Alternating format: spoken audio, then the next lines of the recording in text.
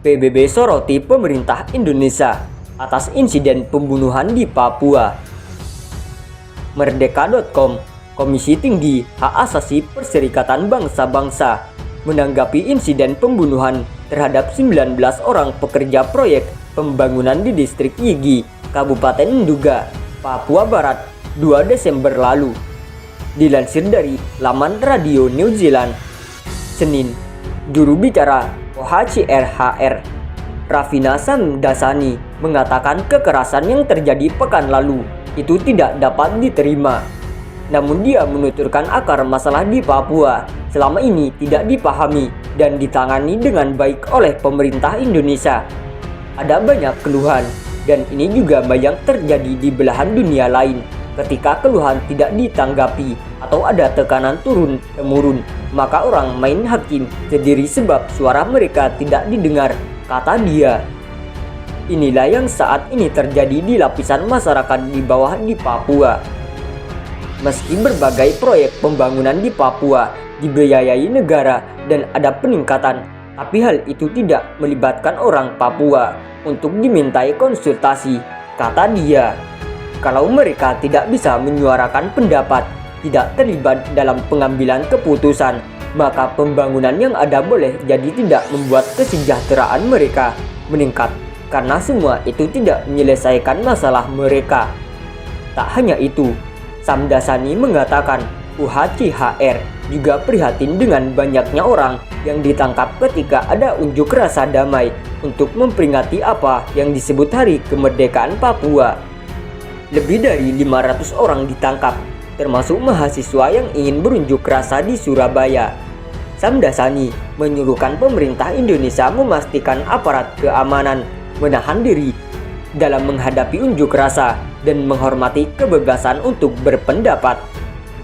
Sebelumnya, Presiden Joko Widodo telah memerintahkan jajaran TNI dan Polri untuk menangkap para pelaku penembakan dan pembunuhan terhadap pekerja proyek pembangunan di wilayah timur Indonesia itu.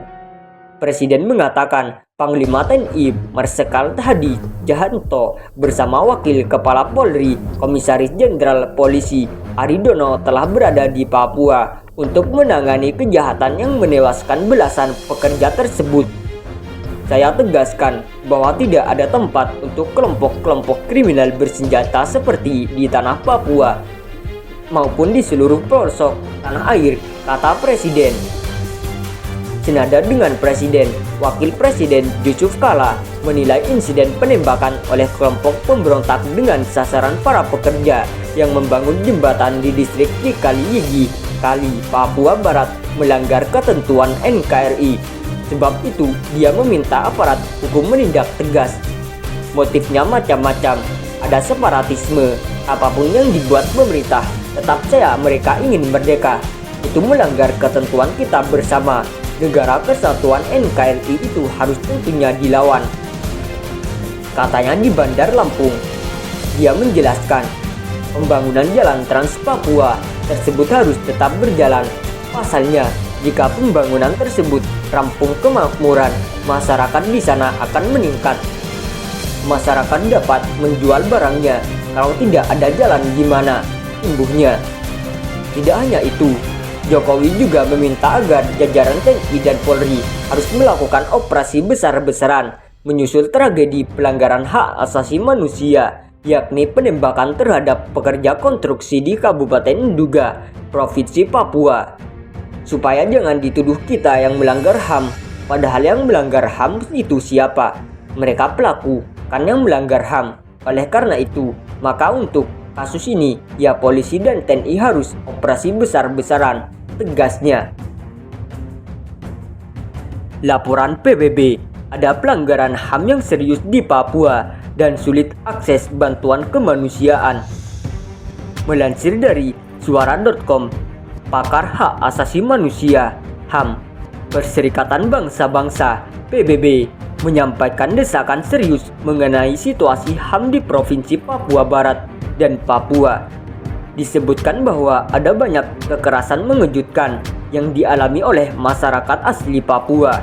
Mengutip laman resmi Dewan Tinggi HAM PBB, Office of High Commissioner 1 OHCHR, Beberapa kekerasan yang terjadi di Papua dan Papua Barat meliputi pembunuhan anak-anak dan hilangnya sejumlah orang.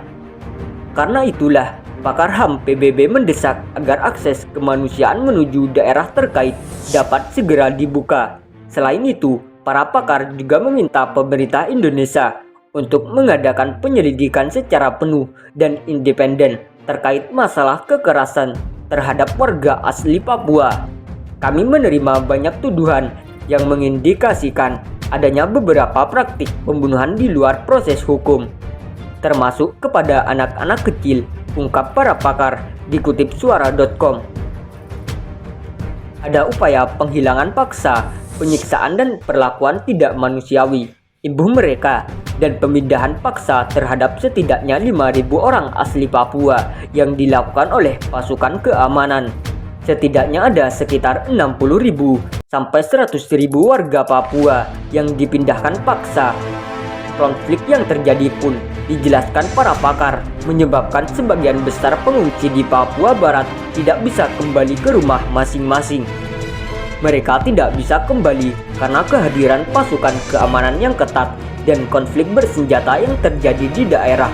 Jelasnya, beberapa pengungsi lalu memilih tinggal di tempat penampungan sementara atau tinggal bersama kerabat. Tapi ribuan penduduk desa yang terlantar memilih melarikan diri ke hutan, di mana mereka berhadapan dengan iklim yang keras di dataran tinggi tanpa akses ke fasilitas makanan, perawatan, kesehatan dan pendidikan, imbuhnya. Di sisi lain, badan kemanusiaan seperti Palang Merah kesulitan untuk mengakses para pengungsi. Kami sangat terganggu juga dengan laporan bahwa bantuan kemanusiaan untuk pengungsi Papua dihalangi oleh otoritas setempat, tegas para pakar.